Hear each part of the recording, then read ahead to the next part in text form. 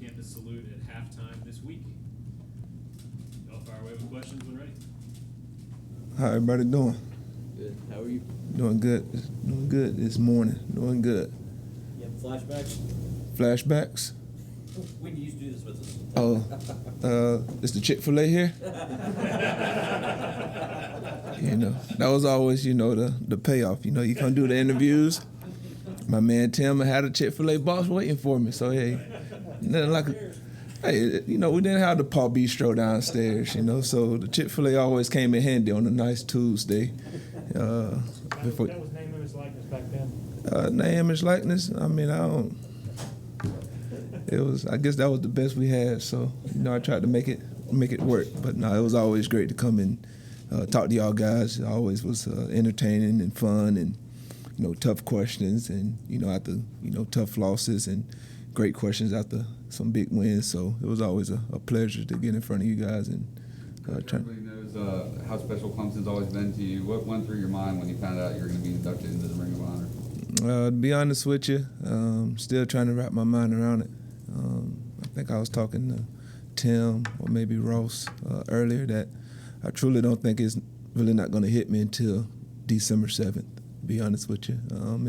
It truly is an honor to be getting inducted with so many great players and coaches, but I really haven't had too much of a downtime to really think about the whole magnitude of it, of going into the College Football Hall of Fame, because, when you think about that, so many guys that played this sport, so many great coaches that coach it, and, there's still great players that deserve to be in. So to be going in, it truly is an honor for me, not only for me, but, for this university, for our fans, for my family, for all my supporters that's been with me since day one. So it's going to be a remarkable night. I'm looking forward to it, to spend that night amongst family and friends. How about on Saturday? What's going to be going through your mind, and how we have butterflies being on the field, being attributed by the fans? Probably will have some butterflies. Gonna be I'm not a huge, big emotional person, I guess you can say, but to have my daughter there, that's going to be a special moment that I'm going to get to share with her, because she was young when I was playing. She was like 4 years old by the time I left Clemson. So, she was little. She didn't really get an opportunity to really grasp how I played here. So for her to be able to sit in the stands, and they'll probably have some type of video, I'm probably assuming. So for her to be able to see that and witness that and be there on that day, that's what I'm looking forward to the most, is sharing that moment with her. How much does she understand about your career and the type of impact you had at Clemson and on college football? Well, when we go out to eat, she understands it a lot.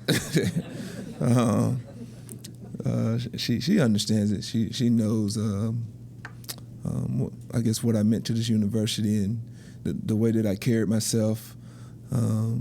So she always giving me a hard time, especially, like I said, when we go out to eat, or if we just walking down the street or something, downtown Greenville, and, people having to come up, she'll wait probably till we get in the car or we get back home, and she'll go to talking about, hey, can I get an autograph? And so she go to tease me, and now that, she's up in age, and the school that she's attends down in Orlando, one thing is the dean of student, he's a Clemson grad, which is ironic.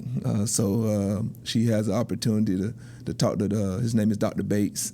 She gets the chance to talk to him, and he's always, obviously he wears his Clemson ring. So that little small connection there, and kids, they know when I go down there for, parent day, and, they know who I am. So they always, they go to her to ask for the autographs now, especially the little gentlemen, as I call them.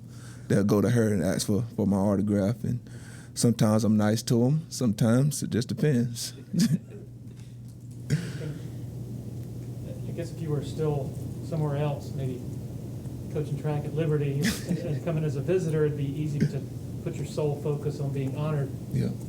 But having a demanding job and working that day. Right. Is that going to, like, compartmentalizing it, is that going to be a challenge, just sort of emotionally, I guess? Yeah, I mean, I have a great idea how I'm going to be able to handle both of those too. I mean, obviously the most important thing is making sure that the guys, my running backs, are prepared for the game and keeping the right perspective. So with the gracious of our head coach with Coach Sweeney giving me the opportunity to even go out there at halftime and be able to accept this, I guess you'd call it award or whatever. I'm very appreciative of that, but I'm gonna go in there at halftime and make the corrections that need to be made for the first half, and then once that 8-minute mark hit, I shift my focus over to enjoying that and spending those few moments with my family and friends, and then after that, it's back to the task, and that's making sure we try to go out there and get a win. You've had such a long and successful career here. Do you remember the first day walking through this building, the first day of practice and all that, and what you were feeling as a young kid? Yeah, I was nervous. But the good thing about it is that, I always reference my man, Mr. Beret, Tim, is that, we always done like media sessions. So I was very well equipped with that standpoint, but you're always anxious because you come in as a highly recruited guy. People want to know, can you do it on this level? And the main thing for me was just going out there, just being myself. And then it was my first time being away from home for a long time. All those emotions was piling in. But once I step on the practice field, I mean, to me, it's all about football. All the outside stuff, that stuff don't even faze me. I don't even worry about that stuff because my focus is on how can I get better as a player. How could I help my team win? But the first day was just all about just gaining the respect of your teammates because that's what you have to do as a freshman. They don't care if you was a 1-star or 5-star. It's all about gaining their respect, and I had the right perspective on that, and that was my sole focus coming into that day one of fall camp, is just really gaining the respect of my teammates. Because if you really look at that roster in 2006, it was a veteran team on both sides of the ball. You had a veteran offensive line, you had a veteran defense led by Anthony Waters. For offense, it was led by Roman Fry and Nathan Bennett. So it was just all about just gaining those guys' respect because I didn't come in early, so they was only going by what they seen by the highlights. I don't even know if I think YouTube was back then, so they were just going by that. So to me, it was just all about just how can I gain these guys' respect in the right way. And you had Gaines Adams. I remember Gaines coming up to me after a couple fall practices and just telling me that if I stay focused, I have a chance to be a special player.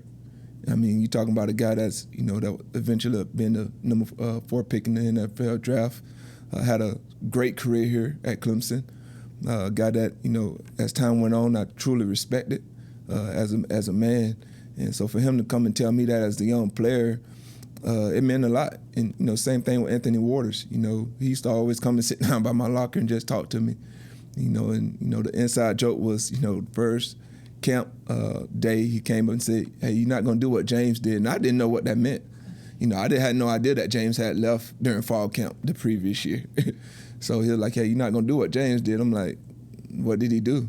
And he was like, "Well, he left during fall camp." Well, I'm like, "I'm 6 hours away, so I don't think I'm going to be leaving fall camp."